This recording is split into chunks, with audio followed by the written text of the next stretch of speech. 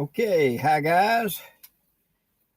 This is probably going to be a short one tonight, but I said I would get on, and so I'm going to hop on.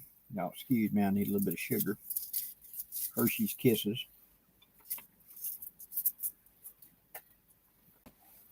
I eat heavy starch for supper, and because of that, I'm a little bit low in blood sugar, so I need a little bit of sugar. Hope everybody's staying warm tonight, because it's going to be pretty cool. Now, right now, here where I'm at, it's 49, 50. But about middle of Mississippi right now, that's the front line. And on the other side of it, it's already down below zero. So I expect it's going to roll in and be pretty impressive when it gets here. But we shall see. Hey, CJ, -5. Awesome. Anything goes. Hello.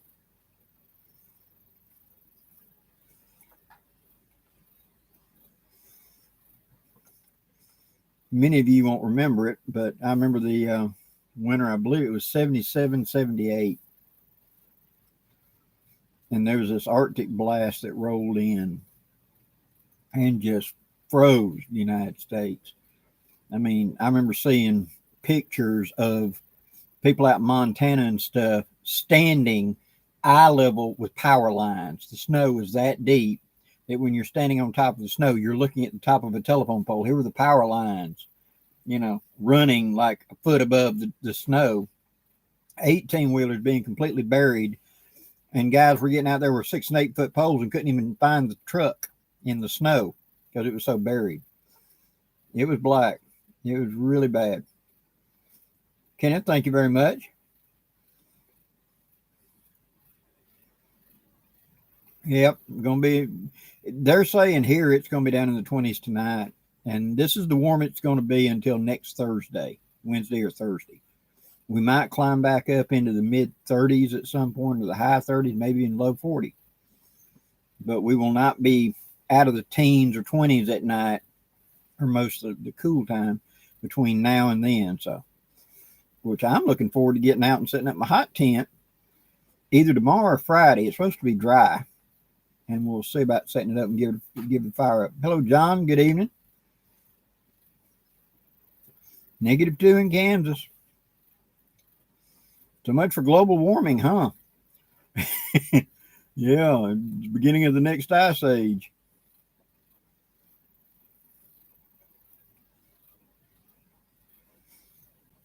Yep. The main problem with here in my South is because the fear right now, my concern right now is I've heard from many of you and people talking to me about when this front rolls by, the temperatures drop like a rock. And one guy was telling me how it dropped like 38 or 39 degrees in 20 minutes. Well, it's been raining all day here. Everything is sopping wet. It's been wet for a couple of days. And then the temperature's going to drop well below freezing. So I'm thinking there isn't going to be enough wind to dry it out. And so it's a very good chance. All the roads are going to be coated in ice. Everybody's yard's going to be froze. Concrete's going to have a sheet of ice on it.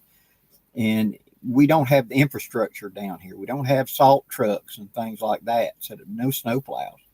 And even though we don't have snow, ice is worse because it will make it where just nothing can move down here.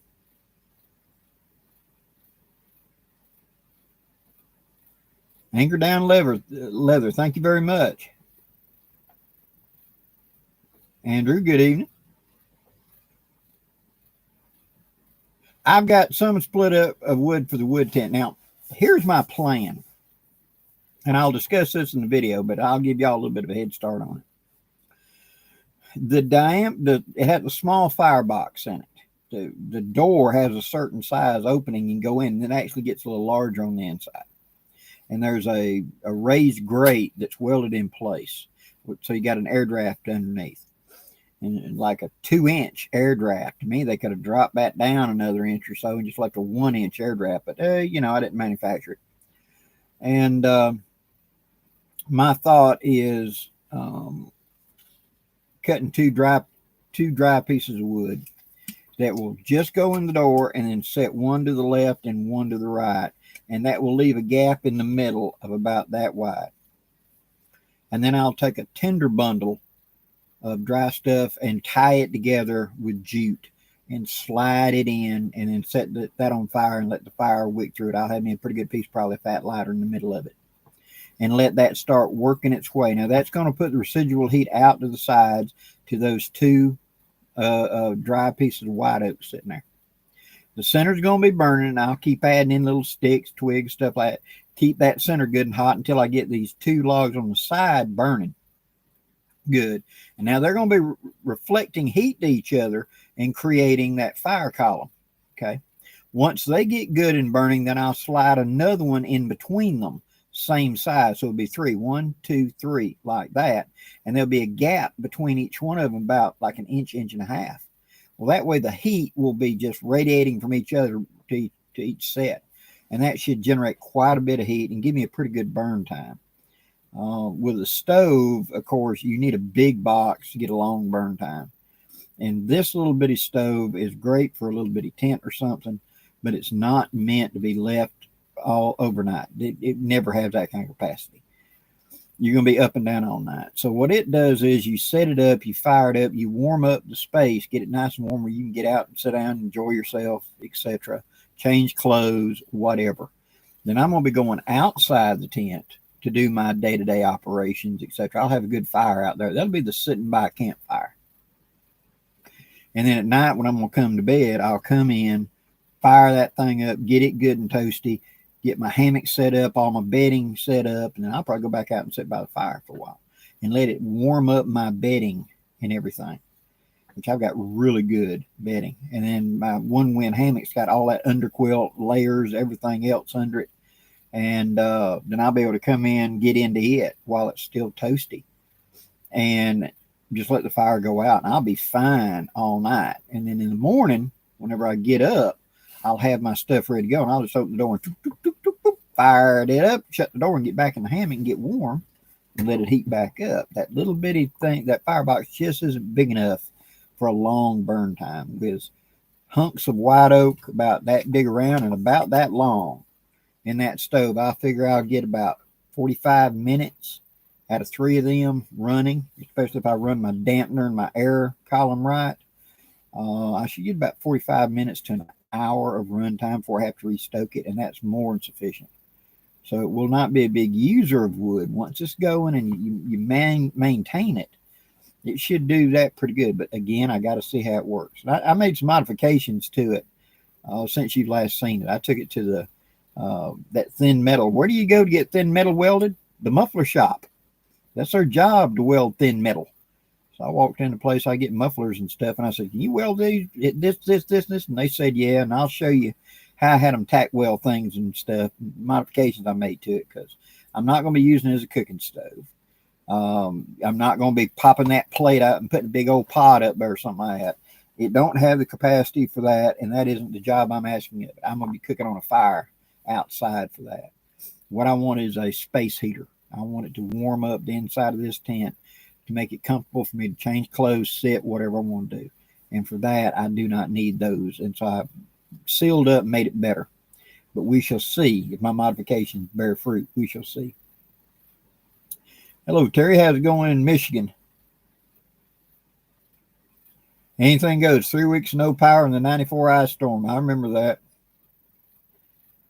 We had snow here. We get snow once in a while, but it's rare down here. But the winter of 77, 78 was the worst to me. That Arctic air started coming in late November. And back in them days, I had to get up and walk about 4 blocks to where the bus pickup was. And poor old Miss Baxley that drove the bus, the number 2 bus. There's about 25 or 30 of us kids going to high school on that bus. And she only came to one place in that housing division, and she was show up anywhere from 6:30 a.m. to 7:30 a.m. There was no rhyme or reason. You never knew. It's how much you enjoyed her coffee that morning.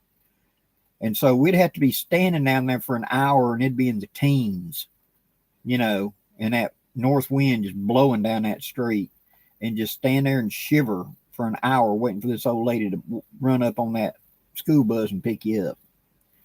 And so I was very aware of that winter, because you'd come out and I'd have to walk them 4 blocks, and it was just they had cleared out a pasture, built a housing division in there, so there was hardly any trees and stuff in people's yards. These whole housing area had only been like built 4 or 5 years ago, and so there was nothing to really break the wind other than the houses. And where they were lined up, the north wind just blew straight down the streets. And so, and where the school bus stop was at, there was no house or nothing to get into. It's just this corner. And none of the property owners of those 3 corners would allow us to get on their porch or anything, you know. So you just had to sit there and shiver. And I was very aware of that winter. I can remember, of course, where you're at, you've probably seen it more than me, but I can remember the ground would freeze and icicles would be shooting up out of the ground, especially where there's red clay. You'll see a lot of that, and it'd just stick up spikes of ice, and you'd step on it and it'd crunch. It was real interesting.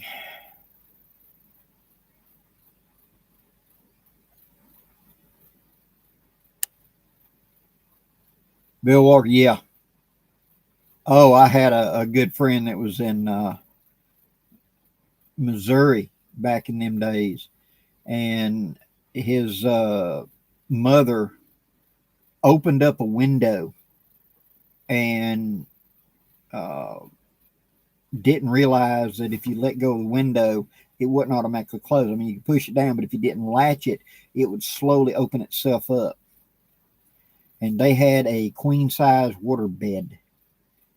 And so they left for about 14, 16 hours to go somewhere else. When they got home, that window had risen up, and the bedroom was 3 foot deep in snow, and the waterbed was frozen solid. So I hear you. If you ever get a hole in a snowstorm, you'll know it.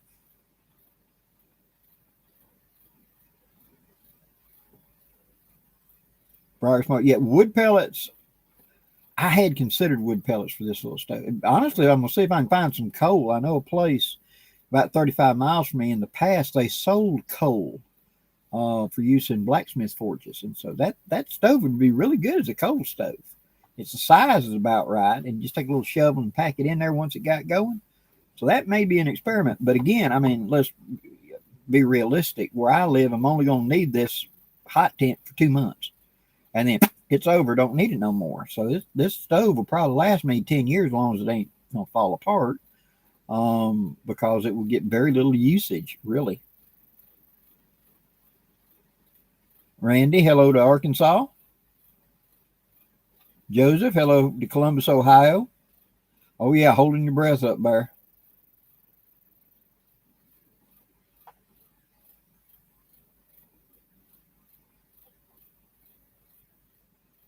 Yeah, Edgar, it is kind of strange.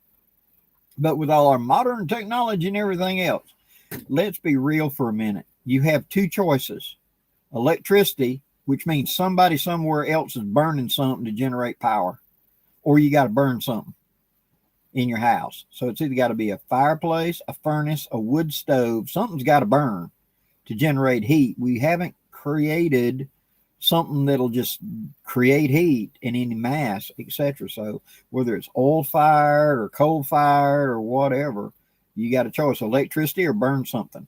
That's it. And if we all this great technology and we still haven't figured out anything better than that, somebody will come up with something eventually. Hello, Mr. Simmons. How you doing tonight? Hello, Diane. Hello. I was thinking about you, Diane. I took out the Spiller and Burr the other day and shot it, and I'll be doing part 2 now that it should be cold and clear where I can get back to shooting range. It's been raining every day since then. I'm going to go back out and finish up that part 2 for that one. Dance was empty. Merry Christmas.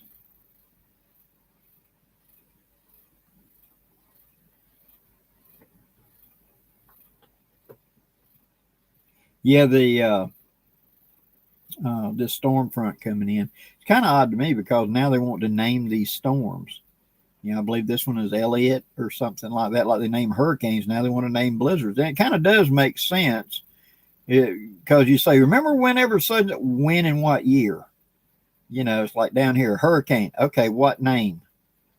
Because there's been so many hurricanes, and it's like Eloise. Oh yeah, Eloise or Opal or Katrina or oh yeah. You remember that? So to me, it really is a decent idea for them to name these winter storms that are going to be so bad and so devastating, so that you can 77, Elliott or whatever. It's a good way to look it up too, find out what happened. Edgar, yeah, we're seeing colder winters drift in. You go through cycles. Long term, when I was a little boy, winter was more like it is now. I can remember in October, you carried a light jacket with you to school. You probably wouldn't need it past 10 a.m., but yeah, by middle November, you really did carry a jacket and you did need it. And if you didn't have a good jacket or extra layer, after the sun went down, you got cool pretty quick. And then by December, you carried a jacket. In January, February, March, you carried a jacket and layers. Excuse me. And that's just the way it was. And then throughout the 80s, 90s, I can remember Christmases where it was 90 degrees at Christmas here, and you just didn't have it. So you've got to look at deep time to see the cycles of it. But it will, of course, it always changes. Nothing's ever the same, but you'll see the winters get more intense over a long term.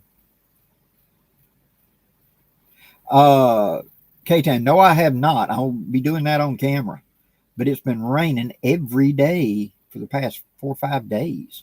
And I had planned on I'll get out there in one of the dry spells and we'll do the fire up and etc. Constant mist, constant rain. The stove will be fine, but my camera won't be. I don't want to get out there with my camera.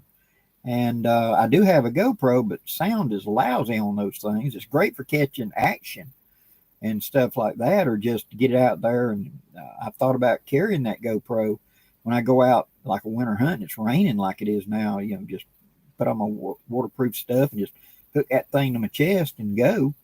But I just put music with it because audio sucks on them things. Jeff, yeah, I see Texas is dropping like a rock. I got friends out there. I see what them temperatures are. Is there a takedown bow that you'd recommend? Be honest, no. I have not played with archery in so many years. Years ago, I did have a 3-limb that had the center and the 2 limbs came on and locked. But to be honest, it's been too many years. I don't remember. So none of the modern ones would I recommend off the top of my hat. Just haven't used them enough in so long. My concern is always this. What is the hardware? The connection points. Is it going to be standing up to, is it at least like a grade 5, grade 8? Because there's a lot of torque on a bow. And so I'm going to pull it together tight, however it assembles, and then you're going to fire, and it's that shock of pressure release, pressure release, pressure release. That's got to be rock solid because steel is elastic. People don't believe it, but steel is actually more elastic than rubber. And it's just got to have something strong enough to make it stretch or strong enough to make it hard enough to make it bounce.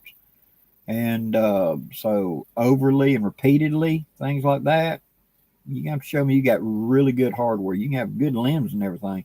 But if that hardware and that connection isn't just rock solid, where there's no give whatsoever to it, it's eventually going to flex. And, bow loses its harmonics the minute that happens. And suddenly your point of aim goes everywhere. You're aiming at the same place and your arrows start going wonky. And that's what happened to mine. That I had that take apart.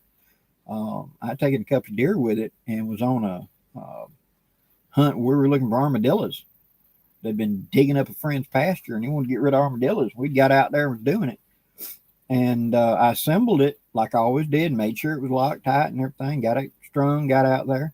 And about my 3rd shot, something went wonky. And I fired, and the minute that vibration in your hand, something felt. And so I missed, and I tightened up made sure it's as tight as it'd go. And after that, then arrows just wandered everywhere. You know, before I had been grouping everything into the bottom of a Coke can at about 20 yards. Now I could had trouble staying on a basketball. I mean, I was sweating to keep it on a basketball at that same range, and that bow just never come back. And I made sure everything was tight. I checked, and it just something let go. You know, so take aparts is always a question. Mission Outdoors, very true. And that's one of the reasons Iceland powers a lot of their stuff, heats a lot of their stuff with geothermals, you know. Oh, Dance with Whitney Kennedy. Awesome. That's one of them designs that it really is a good gun. It really is. I believe if it had been marketed better, it would outperform Winchester in some regards. You know, but Whitney Kennedy is pretty impressive. Like when oh heck, what's the name of it? It's the one that Colt brought out, Burgess. Colt brought out the Burgess, and Winchester and Colt kind of backed off each other because Winchester threatened to bring out a revolver, and the Burgess came out in like what 1878, 1881, something like that. And then you look at the 92 Winchester. You put the Burgess and the 92 Winchester side and side, and tell me that ain't where John Browning got that idea, because they put them side and side. Yeah, there are differences, but you get the idea where he got the idea from.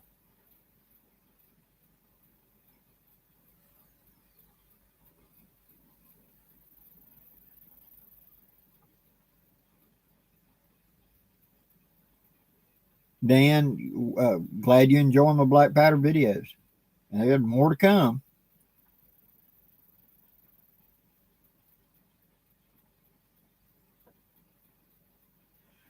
Okay, Town, what is the saw that you're using right now? Right now, I am using a silky saw for my small carry. And the Boreal is the folding buck saw that I got from Bombproof. That one is the like I said, one step up before I go to the big, you know, take apart buck saw. But for my everyday carry, if I'm going to be using a small saw like that, I've got a silky. I still have my Baco. It does a great job. I tell people if you ain't got a lot of money and you're not doing it a lot, but you do want a saw, go look in the garden section, find a Fiskars. It's a relatively cheap, but does a good job. It's not as durable and quality wise as the other two, the Silky or the Baco, but it is a cheap alternative for those that want to pick up something because they don't use a saw a lot, but they do want a saw. That's what I recommend.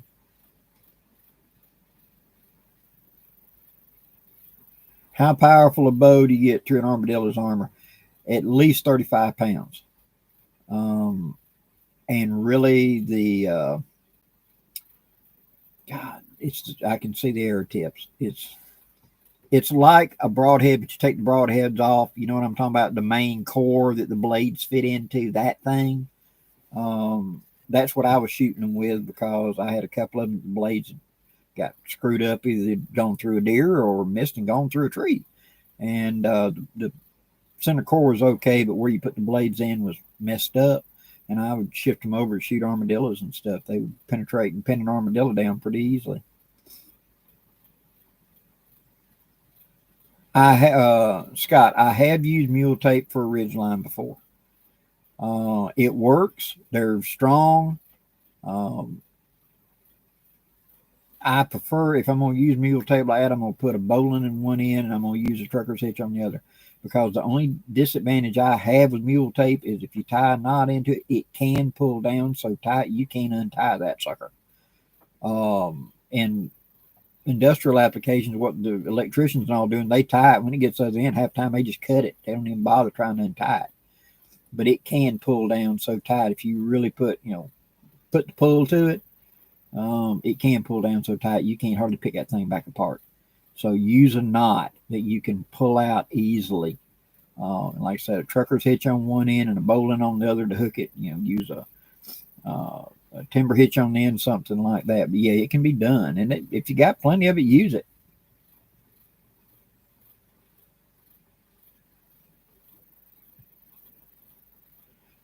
I'm still using my stockpile. I have not got around yet to making my own caps, but that will probably happen in the near future. I'm not going to wait till I run out and then try to do it, but probably in the springtime. To me, that sounds like a good summer project when it gets to be 105 and you don't want to go outside. Making caps in the house would be by the air conditioning, and it would be pretty good. I'm saving, in fact, right now, I'm saving my empty tins just for that idea down the line, be able to have tins to put caps back in.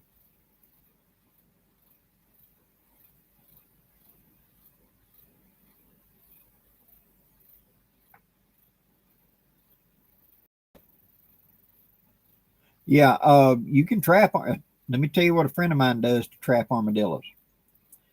He goes and gets like 8-inch diameter PVC pipe and puts a cap on the end that's not glued in place. It's just stuck there, so he can pull it off. And then he comes up to the balance point where it's like a teeter-totter. Okay, that once you go past this point, it's going to tip downhill. Okay, and then he digs a hole and he sets it in place and locks it so that the pipe's laying flat on the ground and the armadillo walks into it. Now, what does he use for bait? You're going to laugh. Spearmint bubble gum. Something about that smell they love.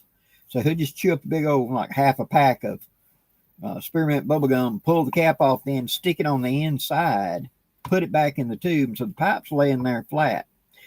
The armadillo walks past the tippy point and it goes thunk, and it goes uphill down in the hole. See, well, the armadillo's claws don't let him go backwards. He's to go forwards. So he just slides down the pipe, thunk, against the end, and he can't back out. And so now when he goes to, he sees his pipe sticking up, he knows he's got an armadillo in it. And so he'll go up and he'll tip it back where it's flat and just put a sack over the end and pull the cap off and run a stick down with a little board in it and push the armadillo off into a canvas bag. He doesn't kill them. He just takes them away so they're not digging up his gardens and everything. But spearmint bubblegum and a big PVC pipe is what he uses. Oh, yeah. K-Town, I've jumped topics a lot. Okay, I promised in that video, speaking on that, about the 5 W's. Now, I did a video that's going to be coming out tomorrow for all the silver wolves. But let me go ahead and go over it tonight for you guys. Okay, the 5 W's are the points that I look for whenever I come out for a winter camp. Number 1, wood supply. I'm looking for a big supply of natural firewood that I ain't got to do a lot of harvesting. So if I got a down tree or something like that, a big brush pile or something I can easily harvest out of, that's my number 1 look for. Now, once I've anchored that, I go to my second. Where's water? Do I have a water source close enough by that it's not a burden to go get water? Okay. In the winter, you actually need more water than you do in the summer. And a lot of people don't realize that. And that's something they teach in Arctic school is you have to drink a lot of water in Arctic because that's one of the chief ways that the body warms itself is the circulation of fluids within the body and everything else. And if you're dehydrated, you're not circulating well, and so you stay cold. And that's one of the reasons that a lot of the ladies stay cold is the fact that most of them hate to pee, and they stay in a state of dehydration because they don't want to have to go pull all these clothes off to take a pee. It's one of them cruel little facts of life. And they just don't want to drink anything because they don't want to have to run to the bathroom. But if you'll drink a lot of water, you'll be better. So my second one is water. My third one, now I found a place that's got my firewood supply. It's got a water supply. I start looking around this side. I want a little bit of a crown. I don't want a mud hole to set up in. And I look up Widowmakers, the 3rd W. Have I got something hanging above me that's going to fall down and get me? Because cold, warm up, limbs become brittle. We're in the winter. It's time to shed, time to drop. Pine trees, things like that, even oak trees, will for no reason just let go. Looks perfectly fine, suddenly crash, here it comes. And so does this tree have any dead or suspect limbs that might come down on me? Or is there a dead tree over there, but it's long enough it could reach here? You know, those are the things I look for. A Widowmaker. So number 3 is Widowmaker. 4, after I've got my firewood, my water, and my Widowmaker, wind. What have I got as a windbreak? Can I set up where I'm not going to have the main wind blowing at me? Here where I'm at, it's predominantly northwest is the cold wind in the winter. So I want a barrier, a hill, something like that to block me off a little bit, if at all possible. And finally, the fifth W, which is wildlife. Am I setting up next to a game trail? Look around for signs. Now, in my neck of the woods, wild hog, a lot of sign of hog going back through here. That could be bad. Them things can be up to 1,000 pounds with 10-inch tusks, and they get ticked off and they will tear you up. Get spooked, they will tear you up. You're laying in your tent snoring, and suddenly something gets upset at you. Bear. People live where there's a lot of bears, or even moose. Moose is real bad. Elk, anything. Am I seeing a lot of game trail? Because they don't like bad weather no more than we do. And so they will stick to the established trails and things like that. And so you're going to have this big bear showing up at 2 o'clock in the morning, walking by going, what is this? And we're wearing lots of layers. So when I'm out there at my fire, 40 yards away or whatever, 20 yards away, eating my chow, this clothing is going to get the food smell on it. I'm not going to strip down naked to eat. So the clothes are going to have this. So I'm going to be carrying that back in the tent whether I like it or not. Even if I put my food up in a bag up in a tree, I'm going to have residual food smells on me. And so that is something I need to be aware of. So I look for wildlife. So the 5 W's are wood, water, widowmakers, wind, wildlife. There you go. Anything goes. Through failure, we succeed. Duct tape, correct.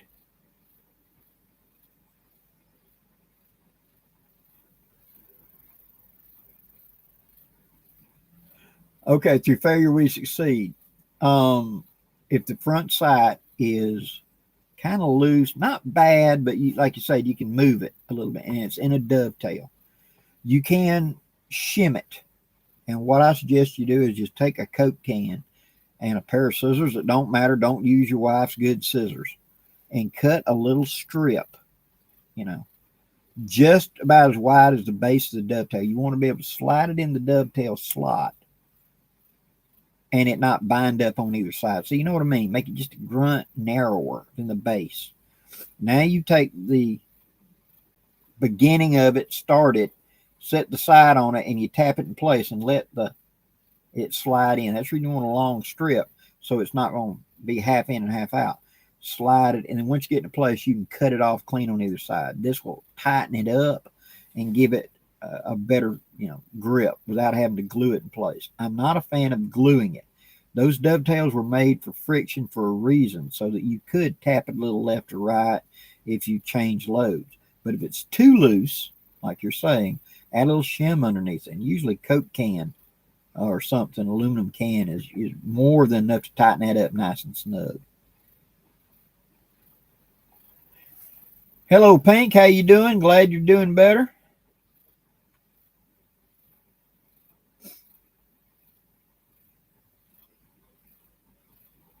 Dance with Empties. I have not got one yet, but to be honest with you, I don't get serious about my deer hunting until January. Beginning of the season is too warm, Right now, we finally got cold snap. The deer that they brought into Alabama to repopulate the herds really came from Michigan and out west. And their rut is actually an end of January or February. And usually it requires a cold snap to kind of trigger them. Well, this cold snap may trigger them right here and get them on the rut, in which case that's when I typically go hunting. Me and Barry the other day, which you'll see this Sunday, there's just a itty bit of footage of on the old ways where we went out squirrel hunting the other day, and it's a place along the river that's this old federal road from the 1800s that's on his family's land, and I'm gonna be stalk hunting down there. Probably mid-January, depending on this cold snap. I might go during this cold snap and just stalk along that road and find me a nice. I've got a couple of cubby holes already picked out to sit, and then he's got several food plots down there. And that'll be the best opportunity, because once that rut happens, the deer go nuts, and they move around a lot, and you got a much better chance of scoring a good buck. Plus, it's not so hot, so that when you do take him and you go up there to clean him and everything, you're not sitting there sweating trying to clean a deer. I prefer it to be cool. D Hunter, hello there, Arkansas. 57 in Pennsylvania. Well, don't blink. It won't be long. It won't be that warm anymore. We were in the 70s and 80s the other day, and we've been staying in 40s and 50s now. So we're just getting the bottom end of it dragging along. Very true, Edgar.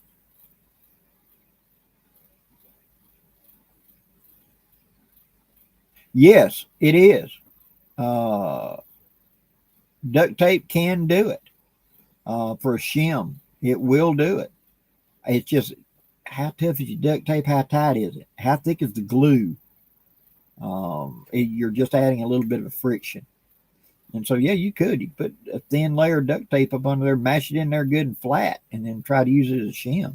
I've done that on job sites. I've had metal pieces going together and it not have the right tension, a bit of play. I put a little duct tape between them like a shim, like a gasket, and torque that sucker down and get it to stay in place. Hello, Trapper Dan. Good evening.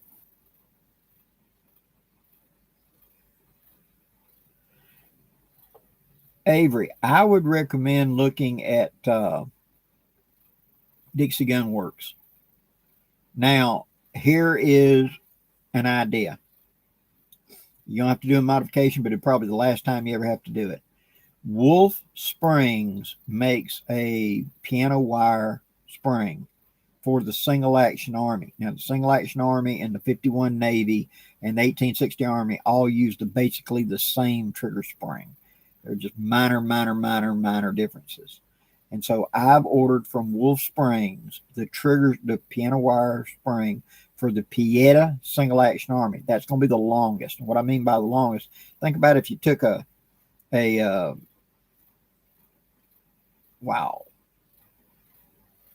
clip and turned in like a little candy cane. Okay, that being the spring. The long end of the candy cane is the one that goes up and hooks the trigger. It's going to be too long on that. Not by horribly, but we're talking about maybe the thickness of a dime, maybe the thickness of a penny. Too long. And you're just going to have to shorten it down so it locks in place and locks onto the trigger. Once you make that, it'll never break after that. In fact, my Stormborn, my 61 Navy, has got one of those on it. And it works just fine, does beautiful, and you'll never have to do it. And since you're trying to look for shutdown company to Euro Arms, just get one that's long and cut it to length. That, if it was mine, that's the route I would go. I think a spring was like $8 or something like that. Shipping all was like $12. But just look at Wolf Springs Pieta Single Action Army trigger bolt spring and see what comes up. And like I said, look, it's just a candy cane, two pieces of wire bent over, and it's been formed in a certain way. You can see where the screw goes, and it's going to be it'll be fine on the bolt side. It'll be the trigger that'll be too long. You only got to shorten the trigger end just a little.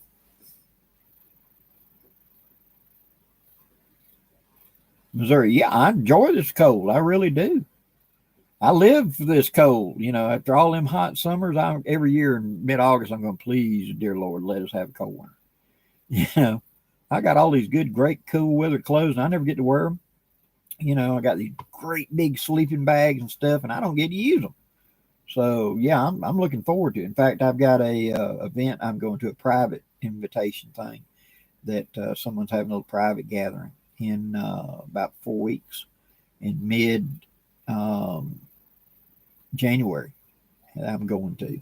And hopefully, knock on wood, everything will be great, because I'm looking for it. Wow. Thank you, Colin. Thank you very much.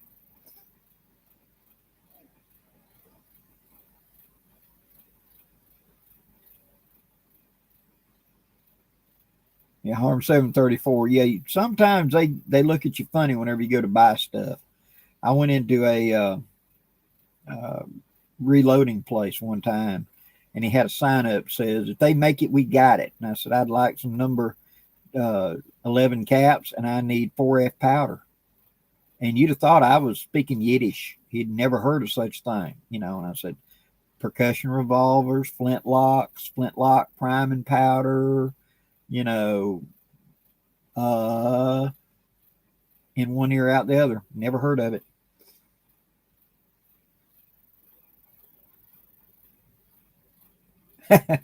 Tony, yeah. Well, hey, all right, now come on now. Y'all live in the cold country. Y'all got 8 months of cool and 4 months of warm. I live in the hot country. We have 8 months of hot and maybe 3 months tops of cool.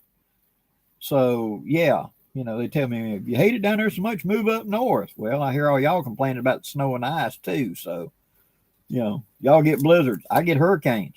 So, where we're at.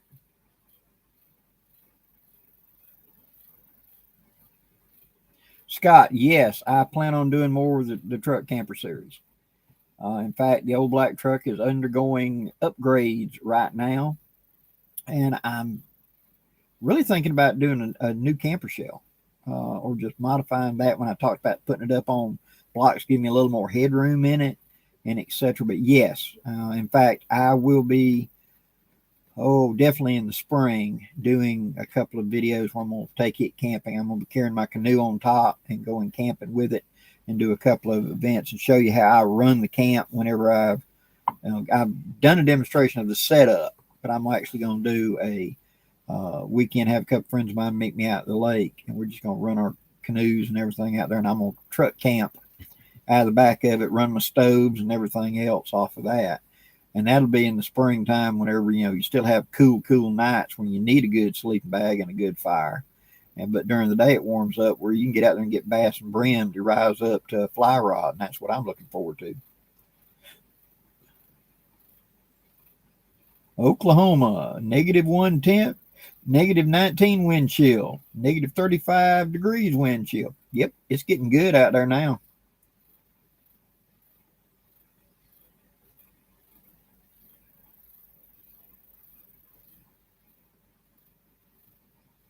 Yep.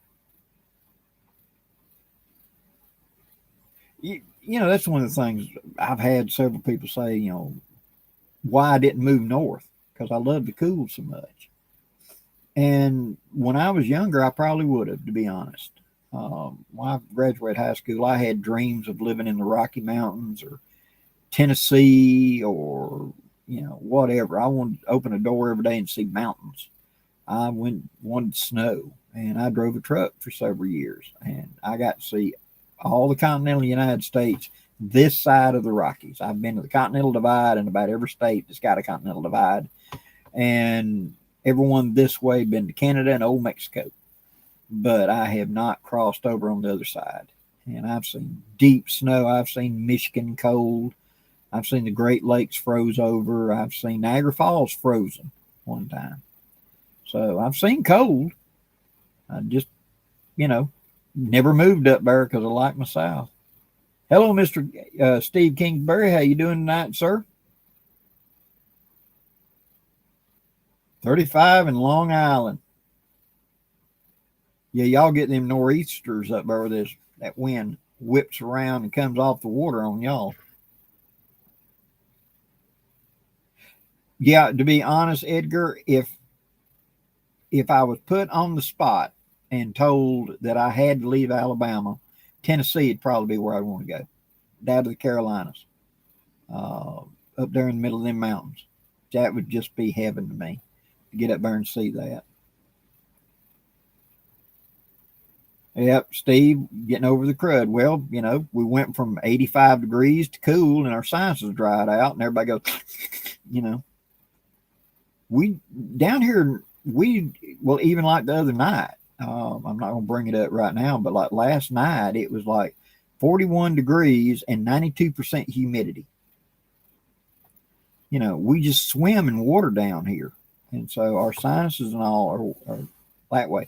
And when this cold front hits and the temperature drop and the humidity drops like a rock, because that's bone dry air, and suddenly it's, you know, 25, 30% humidity, All of us down here in the South, it's like we get a sinus infection because our noses are so used to just breathing moisture. And suddenly it's bone dry air, and we get kind of like windburn in our sinuses. You know, it's like you ride a motorcycle without a face on a helmet and you're not used to it. You almost always get a wind burn in your sinuses. You almost always get a sinus infection from it. And it's because everything just dries out. Hello, Claymore Steel. Hope y'all are doing well on the far side. Yep. Dance with empty. That's a good idea. Anybody that, if you're thinking you might lose power, and that's a possibility in this storm, guys, you might want to fill up a bathtub or something to have extra water, etc., to be able to flush the toilet and that type of stuff, wash water and etc. Save your drinking water for the drinking part of it. I tell people go ahead and fill up water, soda bottles and things like that with water that are empty and put them back in the refrigerator. That'll help hold cool in the refrigerator. Transfer the lunch meats and the mayonnaise and that type of stuff to a cooler and put that on top of your dining room table, just like you're camping. And leave the refrigerator closed, because when you open the door, all the cold fell out, and just live out of the ice chest. Luckily, if your power is only going to be out 6, 7, 8 hours or whatever, as long as you leave the door closed, everything will be fine. But as soon as you open that door, whoop, there went all the cold, and you might as well transfer it into a cooler. So we do that for hurricanes. Just go ahead and get the ice chest, put it on the dining room table, load it up with all the sandwich fixings and everything else, dump ice in it, etc. Let your ice maker make ice and dump it in there. And then that way, if you lose power, you just go in there and make you a sandwich. Of course, I've got a fireplace in my house. I got a Trangia. I got a Coleman stove. I got ways to heat up chow, for me and the missus.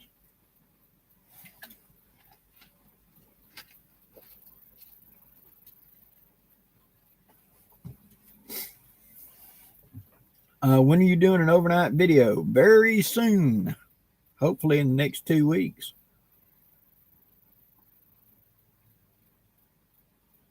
When I go to that private gathering, I'll probably do video from that too.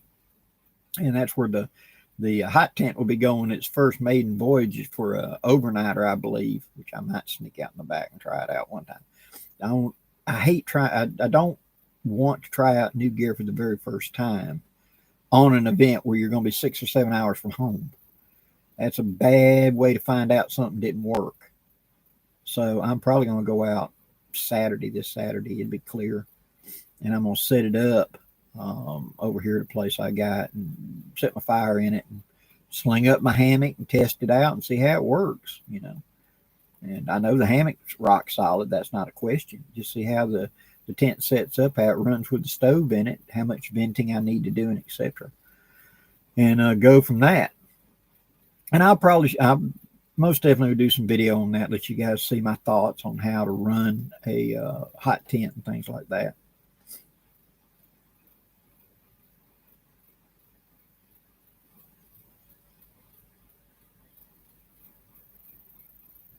Gustav 3. One, you're going to need to get blankets, etc., as much insulation as you can. If your bedroom is not huge and not on the north face of the house, set up your bedroom. Go ahead and, like I said, bring your ice chest, everything in there, shut down in there. Take towels, roll up, put along the base door. Cold flows along the floors and sinks in. Also, if your power goes out, and this is a thing that you guys don't ever think about, get the 2-inch wide masking tape. Okay. Now they make something for this, the better thing, but in an emergency, the 2-inch wide masking tape. If the central heat and air units for your house are in the ceiling, that's great for air conditioning because the cold comes out and cold sinks. It's not great for heating because the heat comes out and wants to just rise right back up to the ceiling. So you got to kind of fill down before you ever feel it. That's the reason you're feeling warm and your feet are always cold, because the cold air is at the bottom of the room, right? If the power goes out, all the heat in the room flows back up and out of them pipes. So it's like you got a window in your ceiling to let the heat out. And if you're trying to maintain the heat you've already got in there, having some 2-inch wide duct tape go and cover up that thing, or better yet, get those magnetic covers where you can just go click and seal off that big hole in your ceiling. And it'll make you keep the residual warmth in a room longer. You know, me and my wife, we have a very big open bedroom. And so we have a back bedroom that's the spare bed in it, that's the farthest away from the cold and everything else. And if the power went out, that's where we'll retreat to, because that room is much smaller, easier for us to seal it up. I'll put one of them big candles in the middle of it going, just to keep the chill out of the air. Us get in the bed together, put, you know, a couple of them big heavy Whitney blankets and everything up on top of us, or sleeping bag, we'll be fine, you know. And because we're outdoors, we're campers. We've camped out in the teens before. Yeah, we don't like it like we used to, but the point is we can do it. And same thing with you. You try to find the best area to hold the pocket of heat the longest, if at all possible. Make sure you ain't got like a big sliding glass door. If you do, put an extra blanket up against it or something like that. In the winter, here's another tip for you. If you go to Lowe's, Home Depot, whatever, they have these big size of a sheet of plywood, but it's styrofoam, and it's got aluminum backing on one side, and it's styrofoam. It's for insulation, right? Stand one of those up, just cut it to make it fit, and stand it up inside of your big old sliding patio doors, glass doors, and things like that, is an insulator, because that glass is just a rock. It's just going to act as a transfer of heat and cold, you know. And by putting that aluminum to the inside and that styrofoam up against it, you greatly reduce the heat exchange in a room that way. And little things will buy you more time, you know. Oh yeah, Scott, leaving the water dripping is a must. My pipes, when they built this house, my pipes run through the concrete floor, so it ain't like there's a pipe in the wall. It's a pipe in the concrete foundation. And so I've got to keep my water dripping. Otherwise, you run the risk if that sucker freezes and it busts inside that concrete.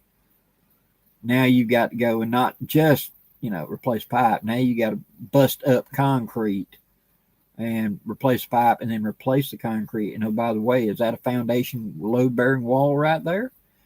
Yeah, keep the water dripping.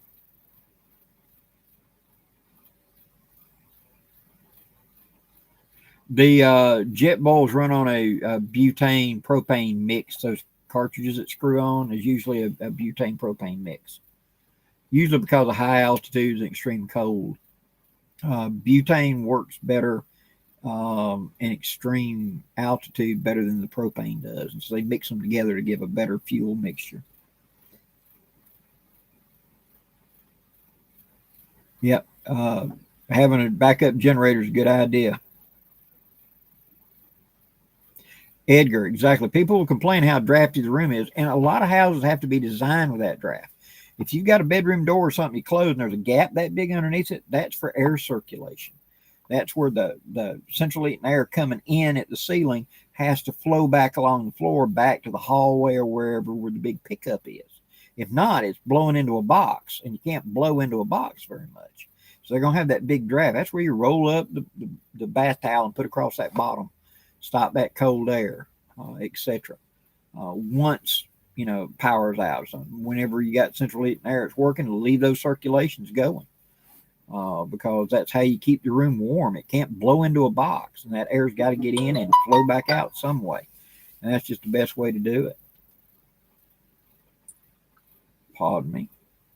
Okay. Nothing major.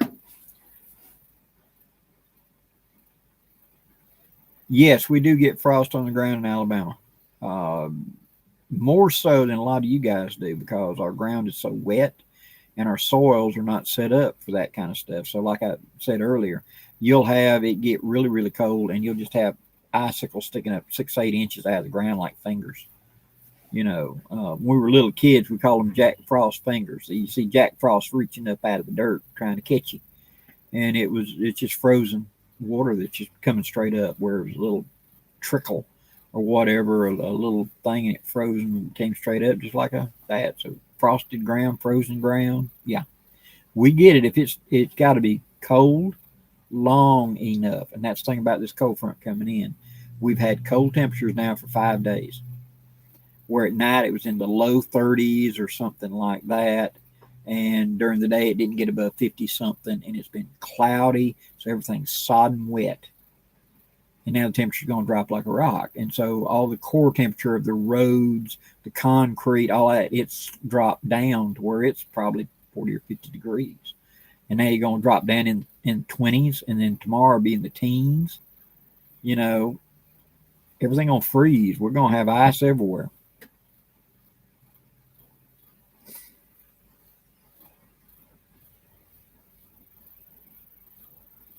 Washburn, as in warm up the house to where the walls are warm.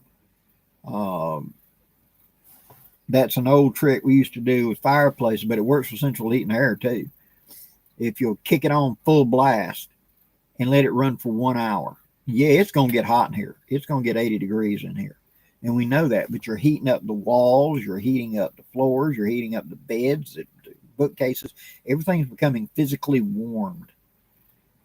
And then you turn it back down to, say, 60 for you to go to bed. Well, that residual heat's going to sit there for the next several hours as it slowly creeps down. And if there's a good chance that when this front crosses over, your power is going to drop off, and you might be out of power for 5, 6, 7, 8 hours, cranking that heat up about an hour or so ahead to heat the house up. And then, like I said, go around and seal up the drafts once it gets hot. Seal up the drafts to hold that heat. Will buy you more time. We used to do that with fireplaces. You know, you'd stoke up the fire to uncomfortably warm in the main room and let that heat spread throughout the house and warm the whole house out. This was normally done after dinner because we're going to be going to bed in about 2 hours, and that would warm the whole house, the floors, the ceilings, everything would get warmed. And that way, whenever the fire was out for the night and you're in bed, you're not going to get up and stoke that thing all night.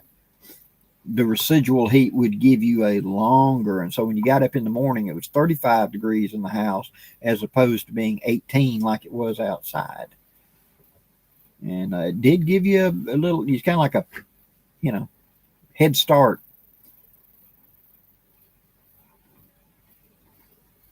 Yeah, carbon poisoning can be scary. If you're living in a modern house, well sealed up, absolutely getting a carbon monoxide monitor. Absolutely. One of the reasons, like I've said, those old houses didn't suffer from that so much was they were so drafty.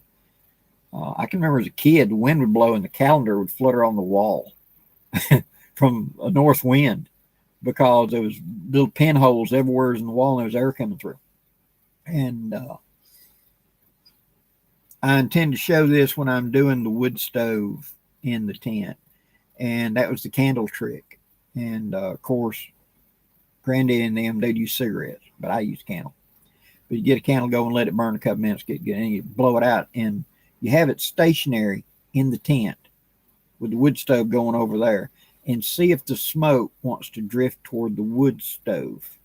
That's what you want. That means that like I talked about, air's coming through, flowing out, and going out the thing, that it's not trapped. If that smoke goes straight up, you need a vent hole because you want enough circulation coming into that tent, into that room, whatever, that the wood source, the fire source where it's going out, is a slight draft. Not bad, you know, you don't want like talk about the calendars fluttering, but you do want, that's where you can blow out and you'd see that little smoke and you'd see which way the smoke was going, drifting on its own. It should be drifting toward the fireplace, toward the wood stove, toward the whatever, because that should be making the vacuum going out, and that keeps carbon monoxide and stuff to a bare minimum because it's not building up. If the air's stagnant in there and the air's coming in going out of the stove, but the residual air inside the room, the house, the whatever is stagnant, and you could get this in, I know you guys in the far north talk about that, wall tents and stuff, they get frozen where it's raining and you've got a stove going and the walls actually get kind of froze to the ground and stuff like that, and they seal up. And you're huddled up next to a little bitty heater, and the far end of the tent actually gets ice on it, and you're cutting off the air circulation coming in. And it can build up that carbon monoxide in there, because that leakage comes out and just floats around in the air and it got nowhere to go. So we want to keep it constantly flowing out.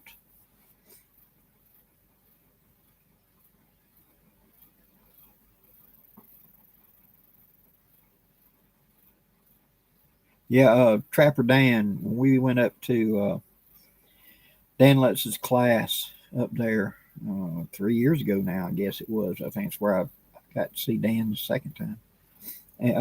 Trapper Dan the second time. And he was going to be staying in a U.S. Army pup tent. And it was down to 17. And I told him about leave his little lantern or one of them big round, this size candles going inside the pup tent away from you where you can't get onto it. And it'll take the chill out of the air. Even though it is not truly generating a great deal of heat, it's drying the air. And he next day he said it made a difference. It does. It absolutely makes a difference. No, it will not make it, warm, but it will make it where it's better in there where you can't see your breath, and that makes a difference.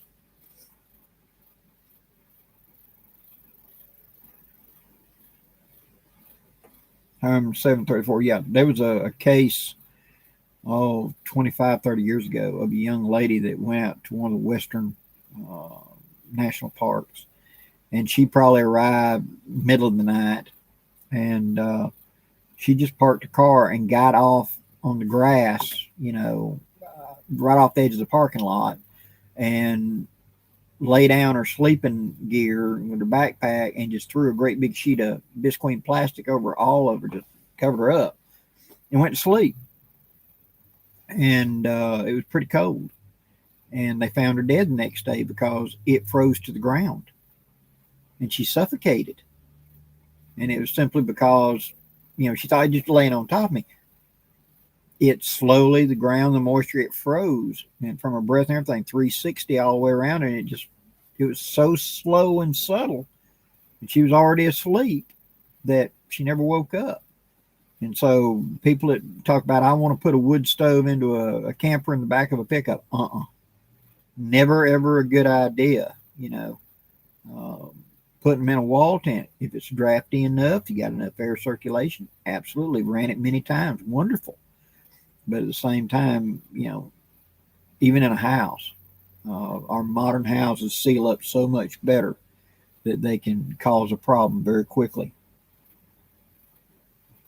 Yeah, Trapper Dan, it'll keep it up a couple of degrees. You don't think it'd make that big a difference, but it does seem to make a difference. I noticed in all my years of camping out in the winter in a big canvas wall tents or whatever, of leaving a lantern going seemed to make a big difference in the warmth. Even if it's nothing else psychological, but it seemed to make a difference.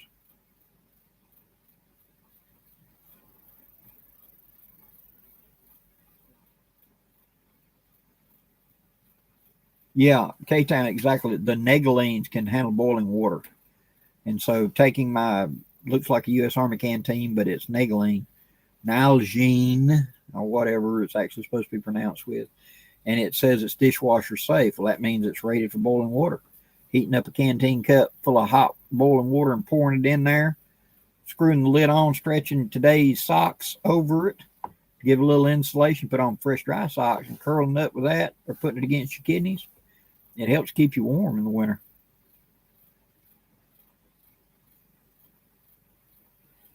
Inoob, a 2007 F-150. I do not know right off the top of my head, but if I hear of something, I'll let you know. Inoob, where you at? I'm in Lower Alabama. Where are you at? Yeah, Trevor, compared to that, we got down to I know when I looked at it, that was after sunup, it was 17. Because whenever I got up and had to go in because my heart rate had got so bad, it was 17. And that was about 4:45, maybe 5 a.m. So, yeah, it got down pretty chilly that night. I left out of 85 degrees down here and went up there that night and was camping out. Oh. Peter, using a lantern dry to tent, it will do that. It keeps your breath from condensating on the tent.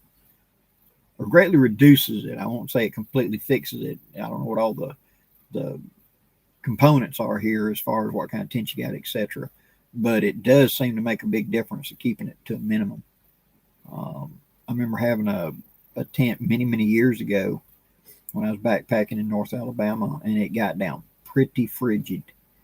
And I remember waking up right after dawn, and I rolled over and uncovered my face, and I'm looking at it. It's just light enough you can see. And of course, you do that cough, and all the ice crystals fell off the ceiling, and it snowed for just that split second inside the tent, where all my breath had condensed on the tent and rained on me, and it was snowing inside my tent. Yeah, so much fun.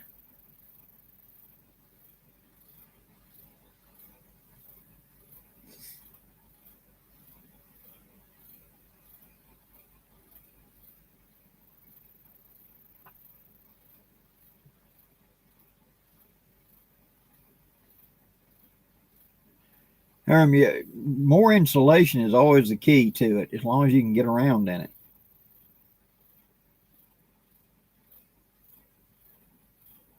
Oh, Gunnersville, yeah.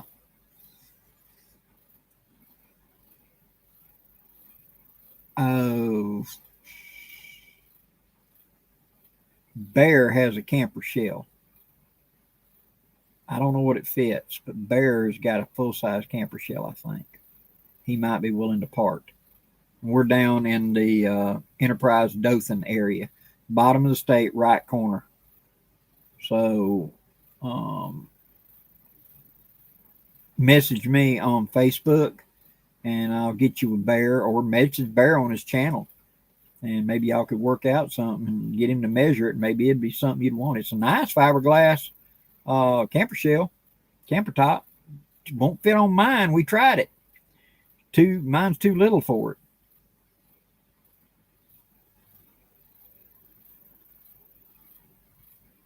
Oh yeah, dancing with empty. Snow can warm you up if what's the extreme out there. That whole idea of Eskimos and stuff was the temperature of snow is around 32 or so, not much below it, maybe 25.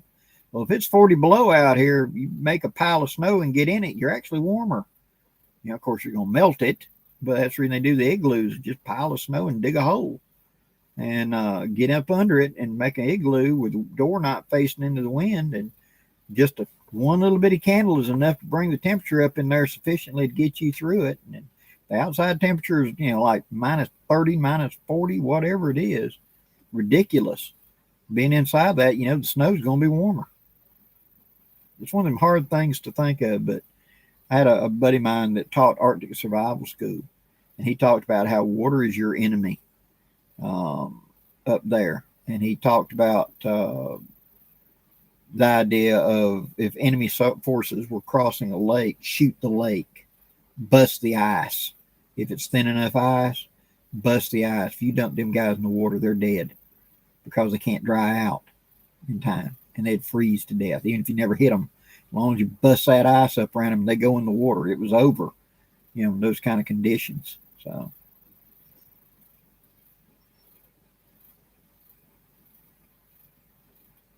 Claymore Steel, I believe I touched on that. My good friend William Collins showed verbatim how to do that. If you go to William Collins, WC Knives on YouTube, he did a video on doing that with a bed sheet, where I believe he took mineral spirits and a tube of clear silicone caulking and combined it, and then took a bed sheet from Bed Bath and Beyond, just a brown, good thread count, king size bed sheet, and soaked it in it, and then hung it up and let it dry. And he said it acted like silk nylon. He said when it bead water, the whole 9 yards. So that might, a lot of guys want to make an extra really light tarp. There you go.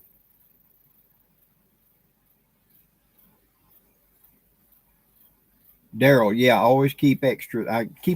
I've got in my bug out bag in my vehicle right now. I've got one of the old U.S. Army M48 down sleeping bags. It's had a lot of years on it. And it's kind of rough, and nobody wanted to steal, but it was still working in an emergency. And of course, I got tarps, and I've got a Ranger roll in there. So you got a U.S. Army poncho, a emergency reusable space blanket, and then a poncho liner all together and set up to be an emergency shelter or whatever. That and a small fire kit, some food, a little thing of water, and etc. So that if the car goes down to get stranded, you've got something to buy you some time. Because where I'm at, as long as I can buy enough time to get the sun up, I'm okay. Because the temperature is going to come back up out of the threatening levels after sun up. But I've just got to get through the night, even if it's in the teens, and get to the sun up where I can have a better chance.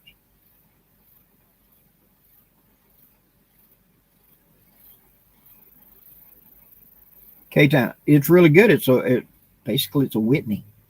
Don't have the Whitney name on it, but it's basically a Whitney. It's a good heavy wool blanket, and I like mine. It does really, really good.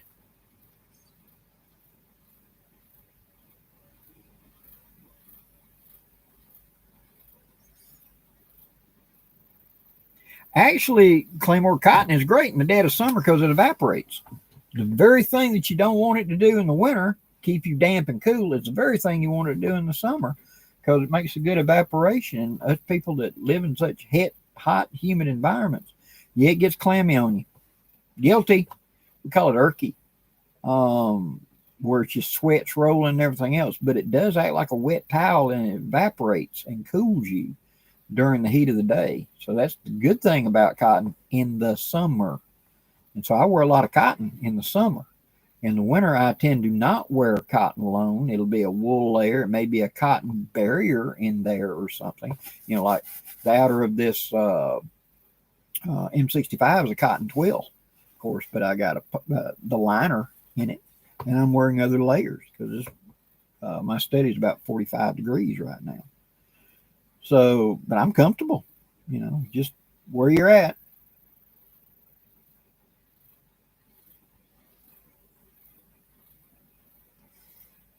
No, Herm, I have not tried that. Hello, Mr. Ron. How you doing tonight?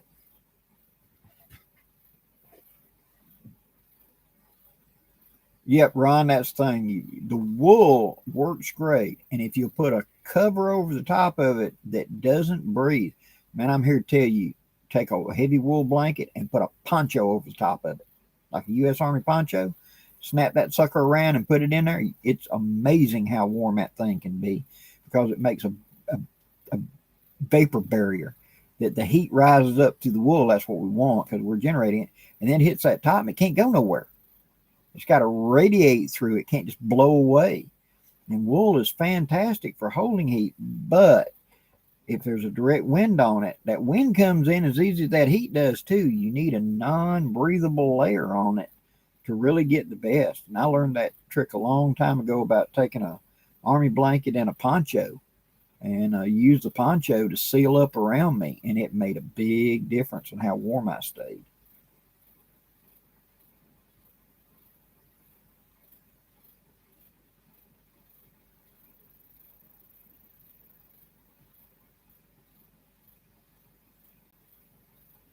Gary, hey, I'm doing well. How are you doing? Getting ready for the big cold snap coming.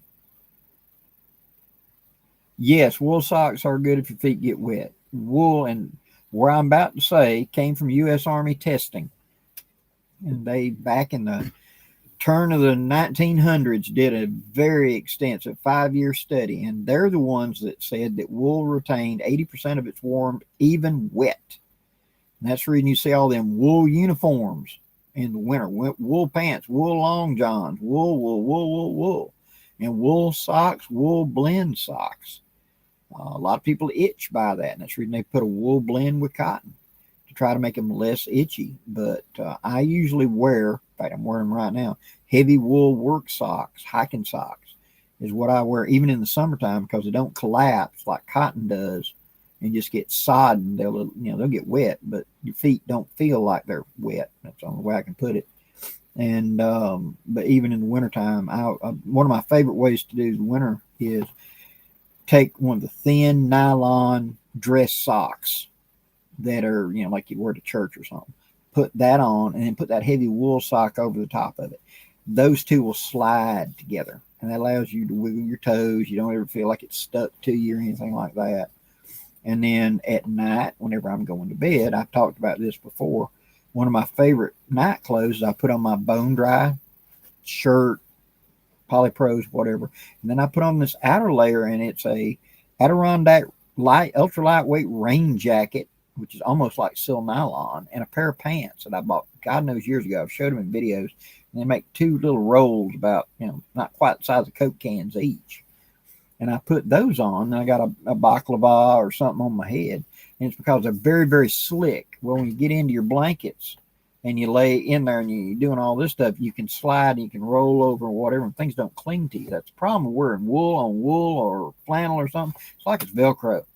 You go to roll over, it just don't want to move with you, and you're fighting your covers all night. Whereas this way, I'm like a grease socket. I just turn, and I've developed that over the years, and putting the wool socks on, and then maybe put a thin nylon over the pair. In fact, back whenever I was going up in the cold country doing work, I'd get a pair of the ladies' little ankle socks or knee-high socks, like pantyhose material, and just stretch it over the wool sock on the outside so it wouldn't bind up to any of my blankets or anything like that. Man, it was easy to move your legs around. You could twist around inside your blankets all night and not have to worry about getting all twisted up and, frustrated and waking up in a ball.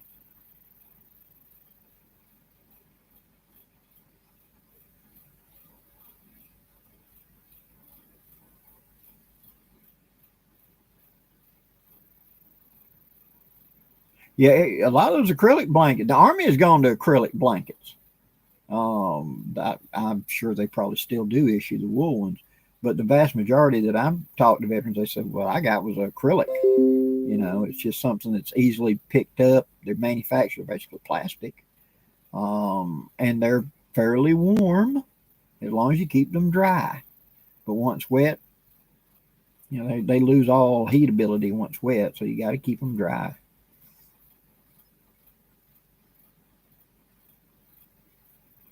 Yeah, K-Time, that's another thing. People having loose clothing in the winter is a big deal because you're trapping warm air. And people that are hunting, and for years I worked for Walmart in the sporting goods section, and beginning of the season, which our bird season starts in September. And of course, it's still 100 degrees or 95 degrees or something like that, and they'd come in to buy their hunting clothes. And I'd tell them, buy one or two sizes too big. "Oh no, I wear a 36 pants and a large shirt." And they'd get a 36 pants and a large shirt. And then in February, whenever it was 18 degrees and they're trying to pack two pairs of long johns and a sweatsuit on top, and then they couldn't put them clothes on. We got to have the camouflage on the outside, right? So it's got to be big enough to go overall. And they'd come walking in looking like the Pillsbury Doughboy, couldn't even bend their legs and arms, going, "Do you have an extra large?" No, all that stuff's sold out, dude. I told you back in September, buy extra big, so you could add all these layers to it. And that's the secret to it. Have the ability to put layers. I'm a large, so I wear an extra large jacket, and that way it's trapped warm air. I can put a sweatshirt on or another layer or two on underneath and still have, air room to move around. Same thing with pants. I typically wear like a 34 pants. Well, I'll get a 40. The pair of pants I'm wearing right now are 40s. I just take a belt and cinch it up where it stays on me. They cinch up tight at the ankles. They're Swedish, 1965 Swedish military issue pants. 3 or 4 layers thick on the tops and the sides of this. It's a poly and cotton blend. Really warm, do really good. They breathe, they move well with you. That's what I want. I want flexibility. I want trap warm air, especially when I'm sitting in that deer stand or whatever, and you got that wind coming from that way. And if you got your pants are tied up against you, you feel that cold. Well, being too big, I can pull the slack to the outside over. So look how much that is slack right there. Pull that slack to that side, and it acts like a barrier. So now the cold is hitting the outside of the clothing, but there's a ½ inch of gap before it gets to me. It's not transferring that to me, and I got warm air circulating. And so you feel warmer. Things you'll think up when you've been sitting on a deer stand for 6 hours in frigid conditions, and it isn't an option to going home. You'll stay here till they come pick you up on deer drives and things. Yeah. You have, my grandfather says, I had time to reflect on why was I cold and what could I do about it. And I learned to get bigger clothes and make it loose. Seal it up at the neck, seal it up at the wrist, seal it up at the waist, but have pockets of warm air around you.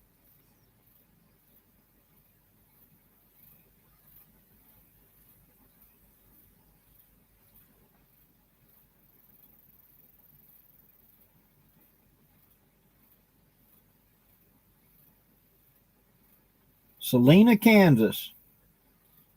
Hello there, Bushcraft with the Preacher. I don't know if I've mentioned this before, but I remember the first time I was ever in Salinas, Kansas.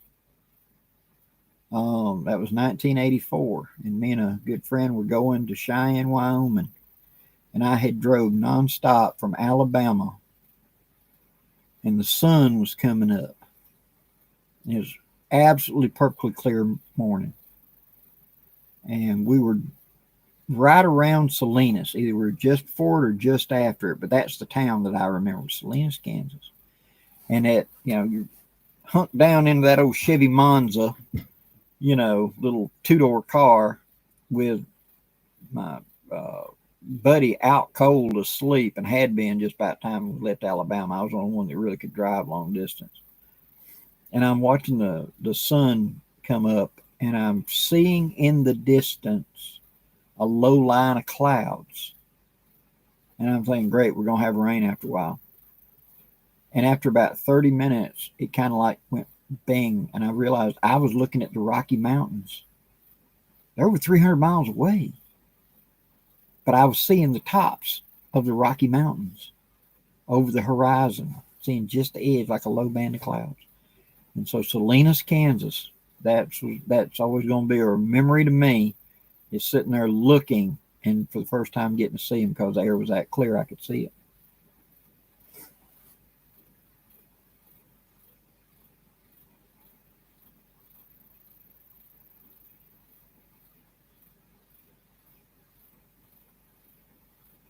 Mm-hmm. Yeah, Stephen, wearing outer leggings helps in that cold weather. Michigan can be brutal. I've been up there many times doing jobs. It can be brutal when that wind's coming in there. Yeah. You ever had the hair in your nose freeze? Where you do like that and your nose go to bleeding? Because the hair, you got ice crystals in your nose, and when you did like that, the skin inside your nose cracked, or the little pencil stuck you like a needle because there are little ice crystals on your nose hair. Yeah, I did that. In fact, somewhere there's a coworker from years ago who's got a picture of me sitting there. In the front of my shirt is frozen blood. Front of my jacket where my nose went to dripping blood, and it froze on me because it was so cold up there.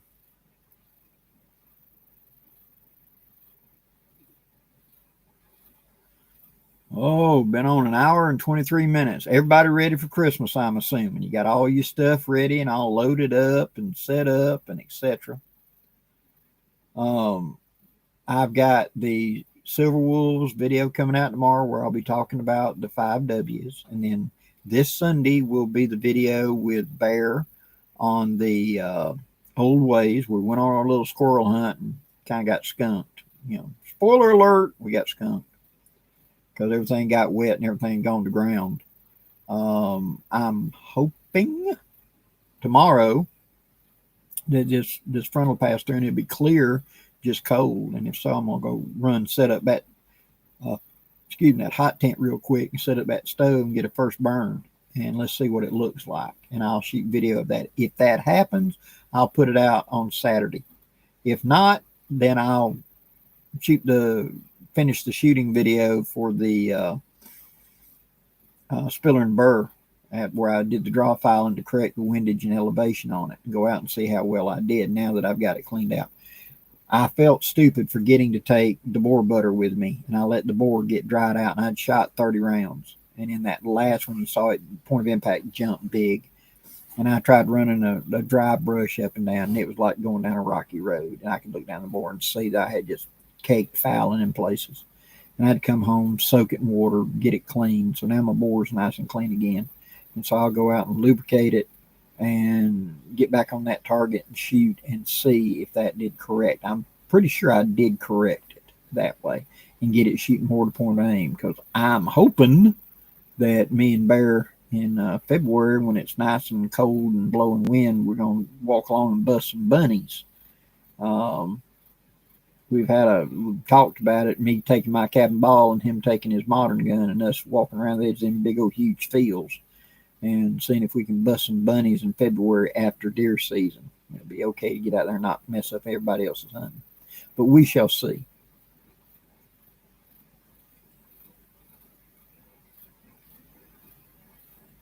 Rob, I have not. It's been raining, but I do intend to, and I'm, like I was saying, hoping tomorrow to burn that stove out. That won't take long. Once you want to burn it to make sure of paint or whatever. This thing's powder coated, and when we went to weld it, we found out it's powder coated. It ain't painted, and that it apparently fairly good quality powder coating.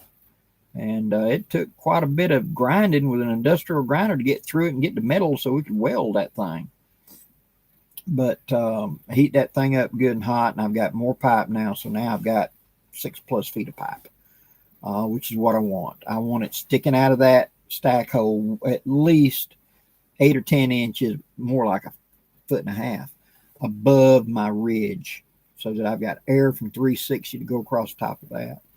I'm going to have wire on top as a spark arrestor.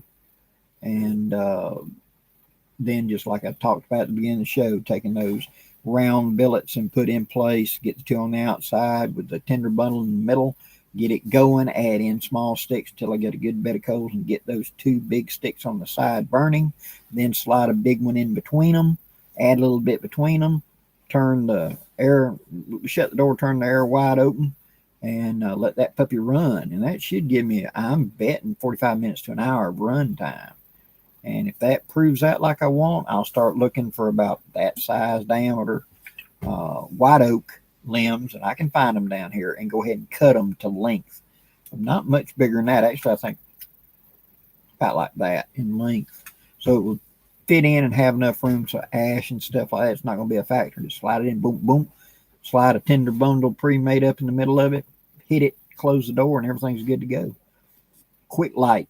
Get that thing heating up in a hurry so that I can get back in bed and warm up. So whenever it's cooking, get out, have all my stuff nice and warm, get set up, and then go out and enjoy the day.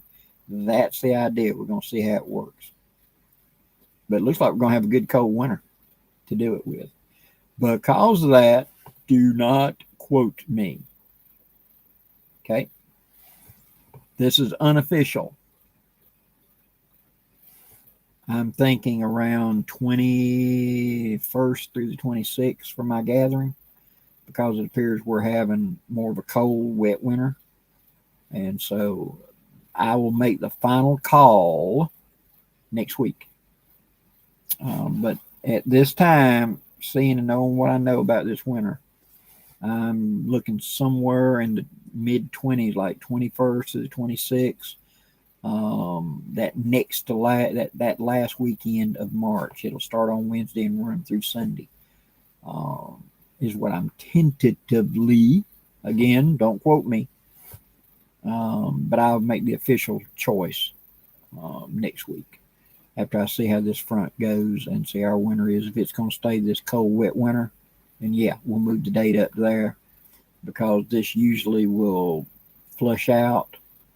Into February and into March will be nice, and we'll have that 4 weeks there I talk about, trying to bullseye in somewhere in that 4 weeks before all the skeeters hatch out. So the weather will be done, and it'll shift back over and be pleasant weather to camp. Typically, that's what we're thinking. Okay. Check out Farmer's Almanac. You know, this thing's been around forever. Hundreds of years, and Farmer's Almanacs have been going on. And I know people that get into it. Dances with Empties. I am. In fact, someone was kind enough to send me a supply of the Kerr bullets from Era's Gone. And as soon as I finish with the Spiller and Burr, we'll bring back out the Rogers and Spencer, and I'm going to try out the Kerr bullets because the hunting for deer next month, I'm going to try to get out there with my old Henry. I'm going to get out there with my flintlock, try to get out there with my Daniel, which is the 50 caliber CVA. I want to go out there in several places that we picked out close shots with that Rogers and Spencer. That's a Dragoon, and see if I can take a deer. Now, will I get one with all of them? Probably not. But it's kind of like roulette. Which one's going to get lucky? I normally pick my guns that I'm going to take on given things and see which one's going to get lucky and score and actually get the deer. Marcus Hibben, hello, sir.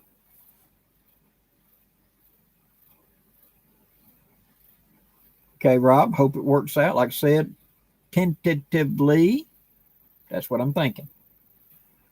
But we shall see. You know, let me see how this front moves through. And next week I'll make my official little Ouija board prediction and set it up, and I'll make an official announcement for the days for my event. I'll contact the forest, Mr. Driggers down there, the ranger, and tell him when we want to be there so they can make sure all the porta potties are pumped out and ready to go, and etc. And that we'll be down there from Wednesday through Sunday, and we'll camp out. And I'll contact the firewood guy and say, look, we need to load firewood to take down there. I always get a cord to bring down there, so we got plenty of firewood for the camp. And that's the game plan. We shall see.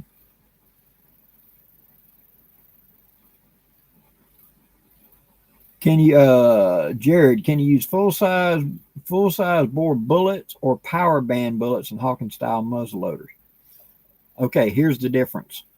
What is the rifling pitch? If it is a very fast pitch rifling, it is better for round ball. If it is a slow pitch rifling, now modern, I don't know what the modern is. Okay, guys.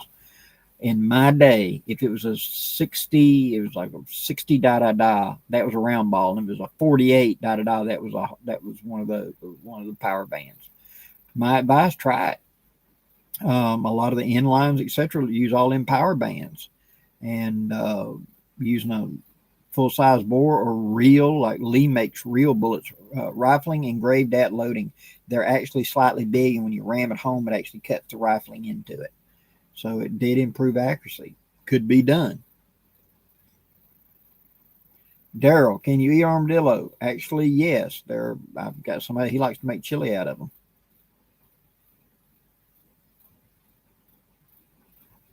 Gary, I don't know.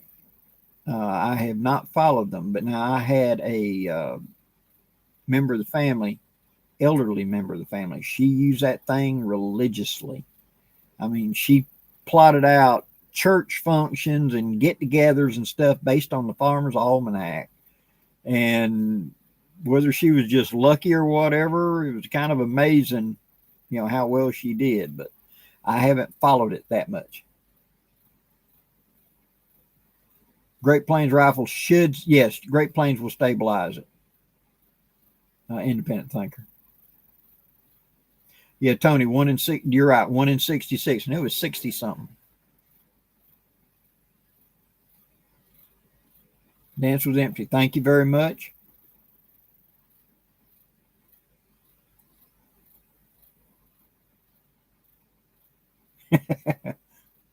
Oh yeah, K-Town. Y'all have up there in them muskegs, them swamps up there with the billions of skeeters. Those things hatch out and they only got this long to get out, breed, and do their bit. So they are voracious.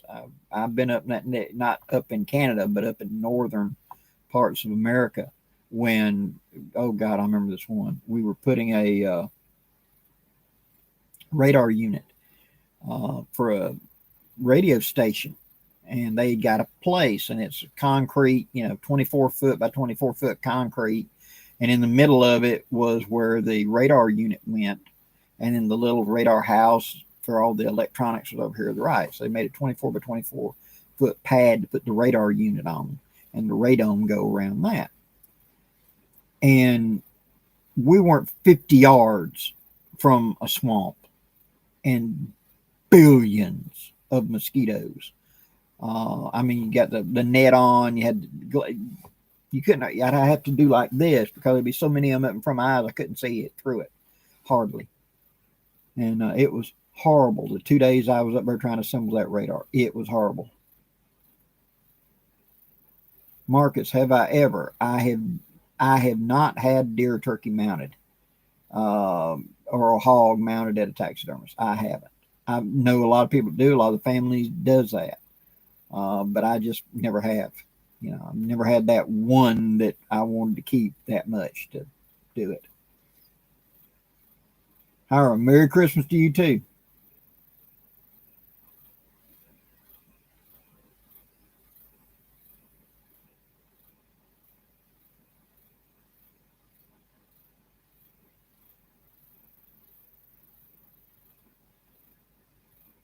Oh yeah, K-Town. They ain't kidding. The Army did an experiment and found out that the I can see his face. He's a guy from England. That's he quoted it in one of his, but I'd heard before that the U.S. Army did an experiment and they found that an exposed forearm would get 300 bites in 1 minute in those kind of conditions. Exposed, just a forearm, got 300 mosquito bites in 1 minute. It's just a cloud, you know. My buddy who was like an Arctic, taught for Arctic school for the Marine Corps up there, and he talked about they'd make all the troops start taking sulfur pills for like a week and a half before they ever went to the field. Man, they reeked. They smelled like rotten eggs, you know, and it was to help because of the mosquitoes. And then, of course, they did all the other stuff. And they went out and they did their combat operations and their training and etc. And then when they got back to the base after they'd been out there like 2.5 weeks, well, they'd been taking these sulfur pills heavily for like 5 weeks, and they just unbelievably weeped, just like rotten eggs. He talked about when you cried, your tears would actually be slightly yellow. There was that much in them trying to make them repel the mosquitoes. This back in the 60s. And he said that when they brought them back to the base, they wouldn't even let them in the building. They took a hangar for an aircraft and they just had them go in there, strip off, throw all the important gear over here, like your weapons and everything else, throw all your uniforms and everything over here. They set up showers where they could shower, and they just burned the uniforms because they reeked so bad you could never launder it all out. It would always reek. And so they just burned the uniforms, issued them new uniforms, and they brought them hot chow out there, and they kept them in that hangar for the final part of their school for like the last 7-8 days, where they didn't have to take the pills, trying to sweat it out of them, get them out. And they had saunas and stuff and fed them real good, trying to get it out of them because they just horrible, you know. All the stuff trying to get around the mosquitoes up there. They'll never be a major. Only the Russians would be dumb enough to come across Canada. If they are, they're going to do it in the dead of winter when the mosquitoes is dead. They're never going to invade you through the north during the summertime because the mosquitoes would eat them alive.